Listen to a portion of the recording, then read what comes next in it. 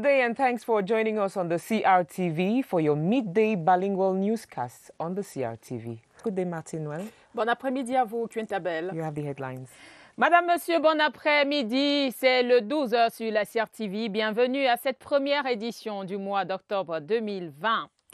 Honneur aux personnes âgées, ce 1er octobre est leur journée. Célébration sous fond de perception de l'âge et de vieillissement en période de pandémie. Les échos à suivre. Rentrée scolaire 2020, le gouvernement dévoile les dispositions prises pour éviter une propagation de la maladie dans les campus. Nous écouterons le ministre de la Communication et les ministres en charge du secteur de l'éducation en cours de journal. Nous poursuivrons dans cette même lancée avec un acteur de terrain, le proviseur du lycée bilingue d'application de Yaoundé, Ekosama Robert, et l'invité du 12h. Et puis en page magazine, nous mettrons le cap dans le Nyong-Esso, région du centre, à la découverte des reliques coloniales. Voilà pour les titres.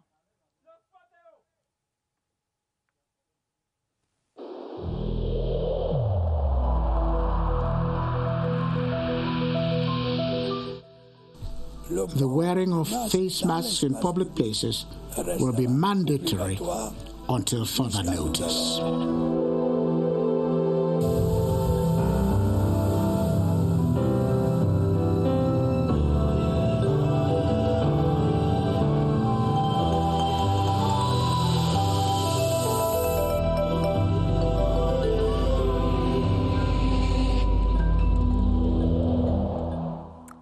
Once again, good day and happy new month. Today, October the 1st, is being celebrated the world over as the International Day of Older Persons, with focus on whether pandemics can change how we address age and aging. On the occasion of this 30th edition, Social Affairs Minister Pauline Irene Guinée has granted a press briefing to sensitize Cameroonians on the need to ensure the well-being, particularly health care of older persons within the context of the COVID-19 and improve the comprehension of age-related questions. It's also an opportunity to explore strategies to reinforce the protection of older persons against any form of maltreatment and violence. More will be brought to you in subsequent editions of our newscast. Today is being celebrated the world over as International Day of Older Persons. It's a United Nations designated day that aims to raise awareness of the impact of an aging population and the need to ensure their well-being. On the occasion, for us to find out the difficulties retired workers face and the new activities they engage in, our guide is Joyce Tata. Information from the United Nations Organization holds that less than 20% of older persons of retirement age receive a pension, a challenging moment for a host of elderly persons who may not have the strength to do extra work for some income. Some have been reduced to home cleaners after several years of serving the nation, by the proactive ones. Je suis retraité depuis 2006. I have been on retirement since 2006. After my retirement, I decided to go into agriculture and poultry farming. We widows face serious problems with our in-laws when we are on retirement. They deny you are part of the family and seize our husband's properties. So I just struggle in the village to do some farm work and take care of my children, just like my granddaughter besides me. I do clean up at home since we are in Yaoundé. There are not enough farms. I just stay at home doing nothing. Pensioners still confess the envelope they receive most at times do not meet their need. The troubles are so many while on retirement. The little money we come to collect as pension is so insufficient, given the number of mouths waiting to be fed at home. The world this October 1 celebrates elderly persons, a special day instituted by the UN in recognition of seniors for their important contribution in society, while drawing the attention of authorities on their vulnerability for a retirement stress-free experience. And in prelude to the 30th edition of the International Day of Older Persons celebrated every October 1st, an association known as Care4 has sensitized people on how to prepare for retirement. This was during the opening ceremony of the first edition of the National Day of Retired Persons. The activities took place under the patronage of the Minister of Social Affairs. More with Karin Sandra Eyike. The theme of this edition, preparing and living a happy retirement, is important for every worker. It is a key part of the population. Statistics says that 80% of retiree men died 5 years after their departure. It's very sad because of, first of all, lack of preparation, and secondly, the way they are seeing retirement. Some are seeing retirement like death. It was an occasion for the Minister of Social Affairs through her representative to sensitize stakeholders on the necessity to accompany this retired and elderly person in order to ameliorate their living conditions. In the society, we have seen that those who are retired or elderly, they are being discriminated upon, they are being isolated. So with this initiative, the population is going to be aware on how they can handle the retired people. As the world is celebrating the 30th edition of Elderly Persons this October 1st, the focus is to give Cameroonians a better retirement. Madame, Monsieur, merci de regarder le 12h sur la CRTV. Votre fidélité nous honore. La Journée internationale des personnes âgées se célèbre ce 1er octobre. Pour cette 30e édition, un point de presse était donné par le ministre des Affaires sociales, Pauline Irène-Guéné, à la salle de conférence de son département ministériel. Il s'agit, à l'occasion de cette journée, de sensibiliser la communauté nationale sur la prise en charge sanitaire des personnes âgées en contexte de Covid-19 et d'améliorer la question liée au vieillissement. Nous y reviendrons dans nos prochaines éditions d'information. Parmi les personnes âgées et des retraités, il est question pour nous maintenant d'aller les questionner pour savoir comment il faut faire pour avoir une retraite épanouie. Et c'est Joël Igor Abanda, pardonnez-moi, c'est Joël Igor Abanda qui a rencontré ces personnes ici à Yaoundé pour nous ce matin. La vie de retraité n'est pas de tout repos au Cameroun. Ils sont donc nombreux les retraités qui disent leurs difficultés à joindre les deux bouts. Je suis en retraite depuis. Je suis au village, je cultive les champs pour au moins se vivre. À la maison, je suis là, je suis sur la cour de salle, je nettoie la cour ou la route de salle parce que comme nous sommes presque à Yaoundé, le terrain même pour faire un champ, c'est difficile d'en trouver même le terrain pour faire le champ. D'autres par contre, c'est la parfaite reconversion. J'ai fait une reconversion où je fais dans la volaille. Oh, parfois c'est bien, parfois lutter. Et puis je fais aussi des petits champs champêtres de temps en temps. Et le grand problème de retraité, c'est comment gérer son temps et pas comment arrondir les fins du mois. Pendant mon activité, j'ai quand même pensé qu'il me fallait avoir j'ai acquis quelques terrains. Quand je suis allé en retraite, j'ai vendu ce terrain. J'ai essayé de construire quelques petits studios que je suis de temps en temps. Au moment où se célèbre la Journée internationale des personnes âgées au Cameroun, de nombreux défis sont encore à relever par ces hommes du troisième âge qui ont servi pour la plupart à la fonction publique pendant de longues années. Et puisque nous parlons des retraités, hier était la première journée nationale consacrée à cette catégorie de personnes et l'association CareFor a organisé hier à la Chambre de commerce la cérémonie de lancement de ces activités. C'était en présence du secrétaire général du ministère des Affaires sociales, Pandje Beril Itoé, le compte rendu de Caroline Ouetté. Les personnes âgées sont des êtres qui méritent de l'attention et du respect, d'où une journée à elles réservée. Dans notre société, il y a les familles qui discriminent les personnes âgées et même aussi les personnes retraitées. C'est à cause de ça que l'État a créé le ministère des Affaires sociales et il y a une direction là-bas pour protéger les conditions de vie pour les personnes âgées et les personnes retraitées aussi.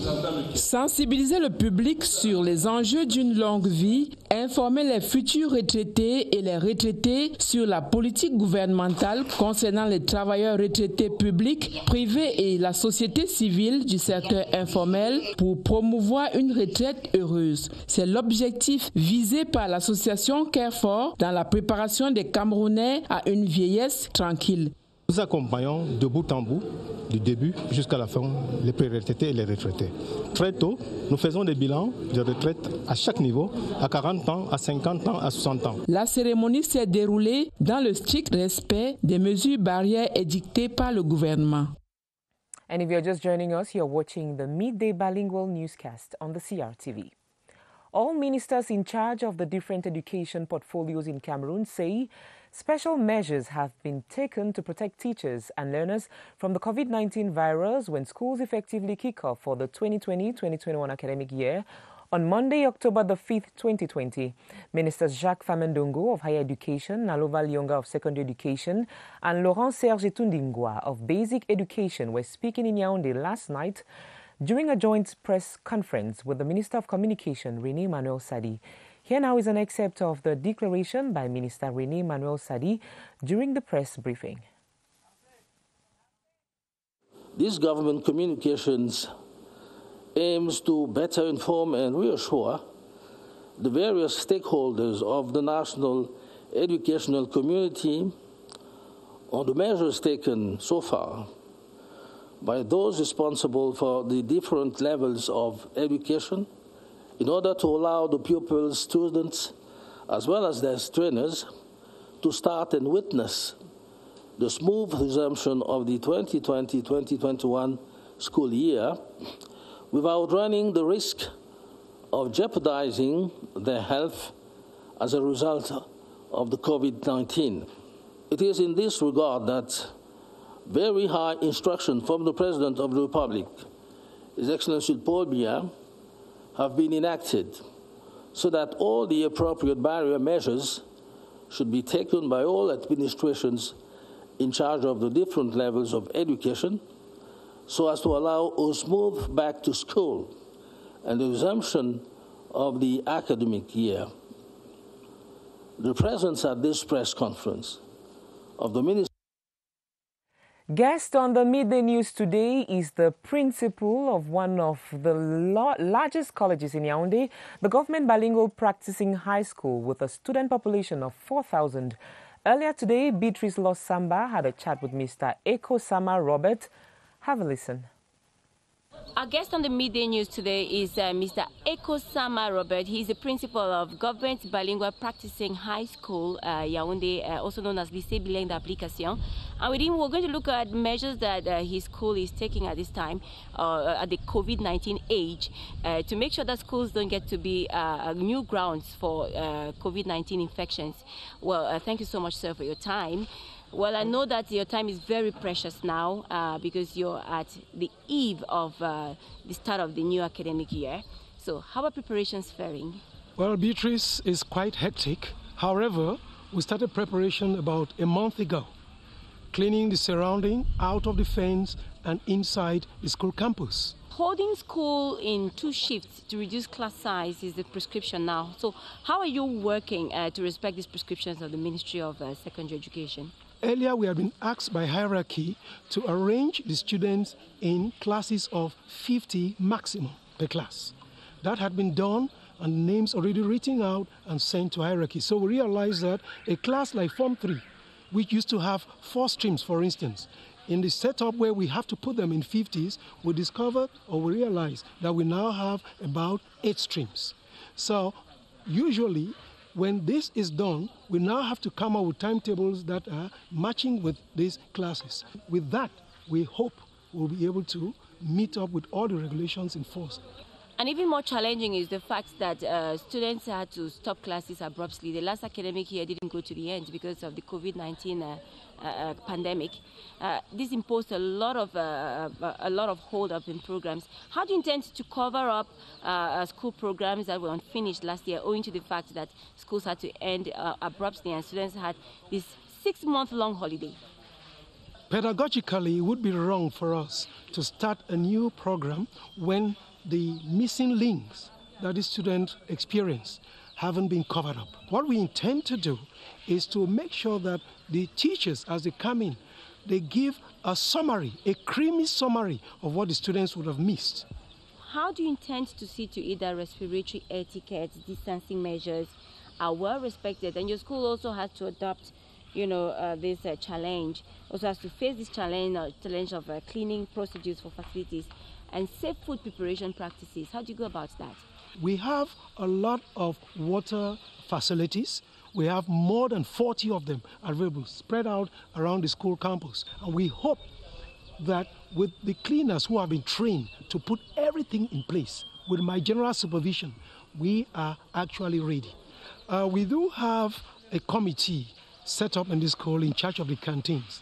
And one of the things they know they have to do, as the canteen personnel are coming in, those who own little sheds around here, they have to undergo screening for COVID-19. They are already aware of this. And equally, we have the sanitary department that has to make sure that what they prepare for our students to eat are safe. We have installed a biometric device which can tell us whether teachers are already there. So each teacher that comes in time has to go and have a thumbprint put there, and it films and it records in my server to tell me whether a teacher has come at a particular time. And when they are going away after their periods, they are able to do the same exercise and they know when to leave. So that way, checks and balances, we're able to tell who is there. And I can assure you the teachers are very responsible. But we need that measure for some of them who may want to take things lightly this time around. Merci à vous, Béatrice, et à votre invité. Le lundi 5 octobre est donc jour de rentrée scolaire au Cameroun et le 15, rentrée académique. Tout ceci va se dérouler dans un contexte particulier marqué par la pandémie de Covid-19. Le gouvernement a pris de mesures pour éviter la flambée des chiffres de la maladie avec la reprise des classes. Celle-ci était expliquée hier au cours d'une communication gouvernementale à Yaoundé. Autour du ministre de la Communication, René Emmanuel Sadi, tous les patrons du secteur de l'éducation au Cameroun. Je vous propose d'écouter tour à tour le ministre d'État, ministre de l'Enseignement supérieur, le professeur Jacques Famdongo, puis le ministre de l'Éducation de base, le professeur Laurent Serge Etundingwa, dans ces extraits sélectionnés par Elvire Angeline Ebale. La grande innovation cette année, ce sera, outre le triptyque prescrit par le chef de l'État, assurance qualité, professionnalisation des enseignements, employabilité des diplômés, ce sera donc l'intensification du numérique universitaire. Cette intensification du numérique universitaire, justement, de résoudre le problème de la distanciation physique grâce au e-learning. Alors, grande innovation, cette année, nous allons donc inaugurer officiellement les 10 centres de développement du numérique universitaire construits grâce à la coopération chinoise, grâce à la Chine, à la suite d'un accord signé entre le Premier ministre du Cameroun et le gouvernement chinois. Je voudrais dire que le challenge auquel nous sommes aujourd'hui confrontés va être de pouvoir dire aux parents qu'hier, c'était les maîtres, c'était l'enseignant en général, c'était les personnels administratifs, que ce soit les nouvelles méthodes pédagogiques qui ont été évoquées par mes collègues ou l'encadrement administratif, nous sommes tous concernés. Et nous devons encadrer ces élèves pour qu'ils puissent venir à l'école étant sûrs qu'ils ne nous rapportent pas de la maison des germes et qu'ils ne repartent pas des salles de classe avec les germes. Nous allons utiliser également des méthodes modernes d'enseignement à distance. Et je voudrais remercier, c'est pour ça que j'ai parlé de nos partenaires au développement, l'UNESCO dans son pan ISESCO, c'est-à-dire l'UNESCO dans le monde islamique, qui a doté le Cameroun d'un studio qui est l'un des plus modernes du pays. D'abord, il n'y en a pas un comme ça ici. On peut enregistrer des cours à distance, on a des caméras, on peut faire les visioconférences. Retour sur tous les points évoqués dans cette communication gouvernementale hier dans nos prochaines éditions d'information. La gestion des procédures administratives désormais plus simplifiée, ceci grâce à la mise en place du système informatique de gestion des personnels de l'État. Les déplacements des usagers vont être réduits. Le ministre de la fonction publique, Joseph Lé, était à Bertoua où il a expliqué ce système de modernisation des procédures à travers la digitalisation. Le compte rendu avec Maïmouna Mohamedou. Nadia. Un point de presse pour faire le point sur la dématérialisation des procédures administratives. Face aux hommes de médias, le ministre de la fonction publique annonce que rien ne sera plus comme avant. Les usagers n'auront plus à partir des tréfonds du pays pour suivre leurs actes de carrière à Yaoundé. Le système de dématérialisation met un terme aux longs voyages périlleux et aux longues files d'attente devant les administrations. Une révolution. Une stratégie de communication digitale animé par des points focaux dans nos services centraux, permet désormais, depuis le 3 juillet 2020, plus de 260 000 échanges avec les usagers. Il faut relever que le nombre d'actes résulte du nombre de sollicitations formulées par les titulaires des 10 actes. À travers cette plateforme, le gouvernement camerounais s'arrime à la modernité. En un clic ou en plusieurs, tout un candidat aux différents concours trouve solution à ses préoccupations. La digitalisation de l'administration, qui est un facteur important d'inclusion numérique, en rapprochant l'administration de l'administré, constitue une aubaine. Cette visite de travail a donné l'occasion au ministre Joseph Lé d'apprécier le niveau d'avancement du chantier de l'annexe de la délégation régionale de la fonction publique de l'Est. Travaux jugés satisfaisants. Assurément, un nouveau jour se lève sur la fonction publique dans la région du soleil levant.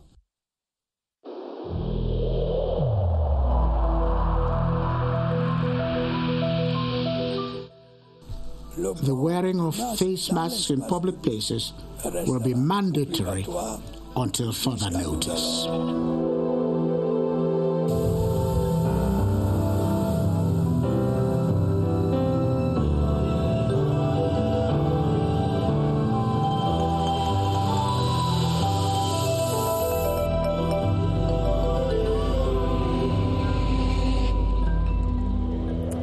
Glad you're staying with us. You're watching the CRTV. We talk tourism now. Statistics show that most Cameroonians don't show interest in visiting national touristic sites in spite of its economic importance. Some Yaoundé city dwellers lay the blame on the nature of their daily activities. Victor Siga toured some streets of Yaoundé to find out how often the population visits touristic sites. His findings. Visiting touristic sites still remain a habit to be inculcated in many Cameroonians. This is seen with how often citizens visit these leisure places. The last time that I visited a touristic site was in December 2019. So it was at Vobeti, behind JP. The last time I was in Seme Beach, in Limbe. That's the last destination I have. The sector has been heavily hit by the COVID-19 pandemic, with measures introduced to contain its spread. One of the reasons accounting for the reticence of the population. I can't remember when last I visited a touristic center. I don't have the means. Just work. We are working every time, and taking a leave is not usually. To this, on September 27, marking the commemoration of World Tourism Day, the Minister of Tourism and Leisure reiterated the head of state's commitment to see the sector live on amid the current challenges. In other news, the Minister of Arts and Culture, Bidung Pat, has received in audience international music artist, dancer and entrepreneur, Lady Ashley Stephanie. She sought audience to, among other things, discuss an upcoming project this October titled Stop the Spread, an initiative to draw Cameroonian music closer while reinforcing government's efforts to check the spread of COVID-19. More in this excerpt of Ashley Stephanie, selected for us by Joyce Tata. Bringing all the Cameroonian artists in one umbrella to do a song to spread the news of the COVID and spread the good news of our entertainment and our culture. Bringing love together. It doesn't matter where you're from. It doesn't matter what language you speak. It doesn't matter if you speak French, English. I want to show more love and use our culture to spread the news. Madame, Monsieur, vous regardez le 12 sur la CRTV. Merci d'être avec nous. Reparlons de l'an 1 du Grand Dialogue National avec cette fois-ci la réaction de quelques participants. Ils étaient membres des 8 commissions mises en place. Une année plus tard, certains approchés par la CRTV se disent satisfaits face aux retombées des dits travaux. Augustin Guizana.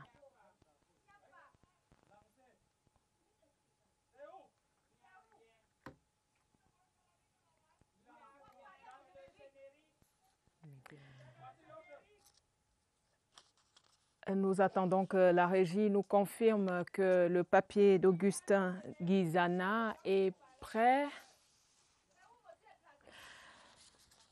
Nous allons parler d'autres choses à présent avec cette actualité qui défraie la chronique sur la toile depuis quelques jours.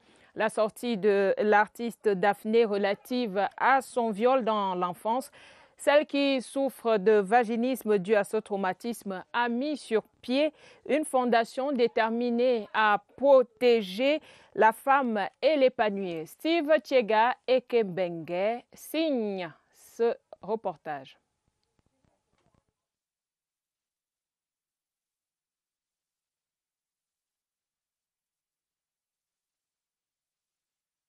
Daphne et Fundem, j'ai été violée dans mon enfance par une personne dont je ne me souviens plus. Le silence sur ce secret intime de sa vie lui a longtemps fermé la bouche. Et c'est sur la toile que Daphné lève le voile sur un viol traumatisant dans son enfance. Daphné se bat contre ses souvenirs. La douleur, la peur, l'horreur. Daphné souffre de vaginisme. 5 à 17 femmes sur 100 dans le monde en souffrent. Selon ONU Femmes, une femme sur 3 est victime de violence ou de viol et murée dans le silence. Le poste de Daphné vient donc comme une campagne contre ses souffrances. Septembre, son mois de naissance, est aussi un mois de renaissance. Je suis née de nouveau, dit-elle sur son fil d'actualité. Daphné justifie aussi son nouveau look qui avait déjà fait réagir ses fans la semaine dernière. Elle a fait couper ses cheveux pour soutenir une femme qui se bat contre le cancer. Elle invite les internautes à suivre sa fondation Be Woman by Daphné sur Instagram et Black Empowered Woman sur Facebook, déterminée à épanouir la jeune femme. Des chanteurs aussi postent leurs mots émus, comme Lady Ponce et Dynasty le Tigre, pour qui aucune femme ne mérite une telle injustice, une si profonde blessure. Ouvrir ses plaies ainsi à la face du monde est un acte de courage. And in our magazine page today, we take you to the Nyonganso division, precisely in Balmayo, to discover some of the different colonial infrastructure. Susan Bell is our guide. And we should be having some technical issues there. That is the end of this midday newscast. We apologize for the technical hitches. Tomorrow will be a better day. Martin Noel, see you tomorrow, God willing. À demain, Kyutabel Calais, Madame, Monsieur, toutes nos excuses. Demain sera certainement un meilleur jour. Merci de rester sur la CRTV. Et à demain, 12h.